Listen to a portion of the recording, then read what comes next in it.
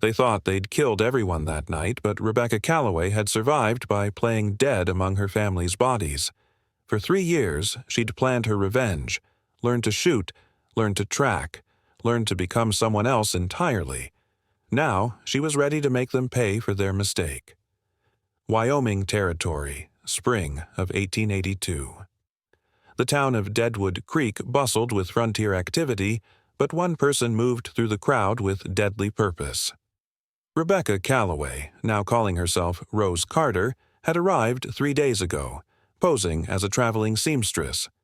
At 19, she was tall and lean, with dark hair pulled back and gray eyes that missed nothing. She wore simple clothes and carried herself with quiet confidence that most mistook for shyness. But Rebecca wasn't shy. She was hunting. 3 years ago, 5 men had ridden onto the Calloway ranch, claiming her father owed them money. When Thomas Calloway insisted he'd paid his debts, they decided to collect in blood instead. Rebecca had been in the root cellar when she heard the first gunshot. By the time she peered through the cellar door, it was too late. Her father lay in the yard, her mother on the porch steps, and her 12-year-old brother Jamie. She'd forced herself to stay hidden, even when one killer kicked Jamie's still form and laughed. Kids got more holes than a sieve now. After they'd ransacked the house and left, Rebecca crawled out among her family's bodies. The smart thing would have been to seek justice through the law, but she'd recognized 2 of the killers, local men with money and influence. So 16-year-old Rebecca made a different choice. She buried her family, burned the ranch to hide evidence, and disappeared with nothing but her father's rifle and burning need for justice. For 3 years, she'd learned skills no proper lady should know. An old mountain man taught her to shoot. A half-Cherokee scout taught her to track. She learned to fight, and most importantly, she learned patience. Now, setting up her sewing kit overlooking Main Street, Rebecca was ready to collect her debt. The first name on her list was Frank Morrison, who'd shot her father. Every evening, Morrison stopped at the Silver Dollar Saloon before riding home. Tonight, his route would be altered. As sunset painted the sky red, Rebecca positioned herself in the narrow canyon Morrison used as a shortcut. She'd scouted the location carefully. Perfect cover, no witnesses. She checked her father's rifle, running fingers over the worn stock. The weapon felt familiar now, an extension of her will. Hoofbeats echoed as Morrison approached, whistling off-key, clearly drunk. He never saw Rebecca step from behind the boulder. "Frank Morrison," she called out. Morrison's horse shied and he fought to control it while squinting at the figure blocking his path.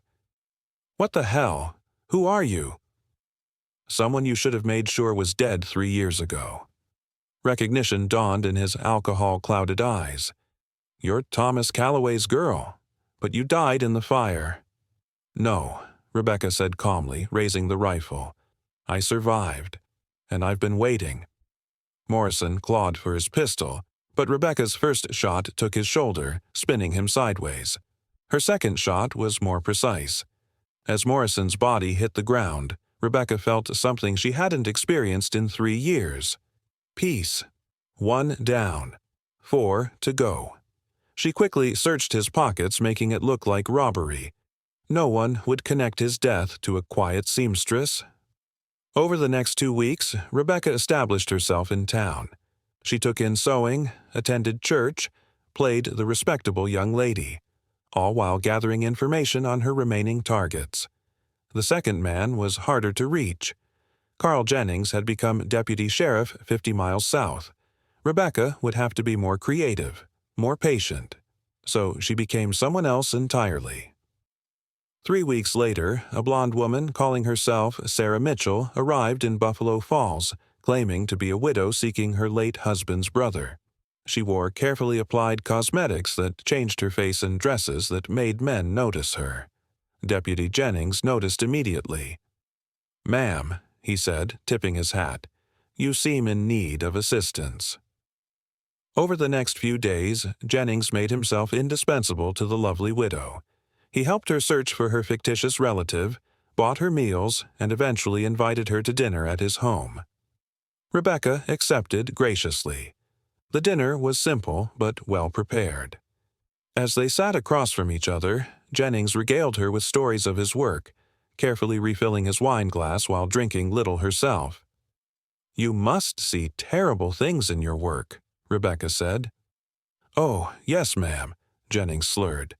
"Sometimes you got to do things that ain't pleasant, but necessary." "Such as?" "Well, there was this one time, few years back. Had to help some fellows collect on a debt. Rancher who thought he was too good to pay." Rebecca's hand tightened on her glass, but her voice remained steady. "That sounds dangerous." "Wasn't supposed to be. Was supposed to be simple. But the man wouldn't listen. Started reaching for his gun. Had to put him down. Whole family, actually. Couldn't leave witnesses. Of course, no witnesses." "Funny thing, though," Jennings laughed. "We thought we got 'em all, but there was supposed to be a daughter. Never did find her body. Always wondered what happened to that girl." "I imagine," Rebecca said quietly. "She's been wondering the same thing about you." Something in her tone penetrated his alcohol-fogged brain. He looked at her more carefully, noticing how her gray eyes seemed familiar. Who are you?" Rebecca reached into her reticule and pulled out a small derringer. "I'm Rebecca Calloway, and I'm here to collect my own debt." Jennings lunged for his gun belt, but the wine made him clumsy. Rebecca's shot caught him before he'd taken 2 steps. As she stood over his body, Rebecca felt that same moment of peace. 2 down, 3 to go.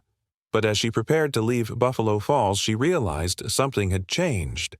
The planning, the killing. It was becoming easier.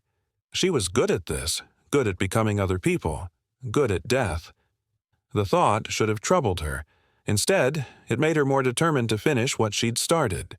3 more names remained, 3 more debts to collect, and Rebecca Calloway would not rest until the account was balanced in full. The hunt continued.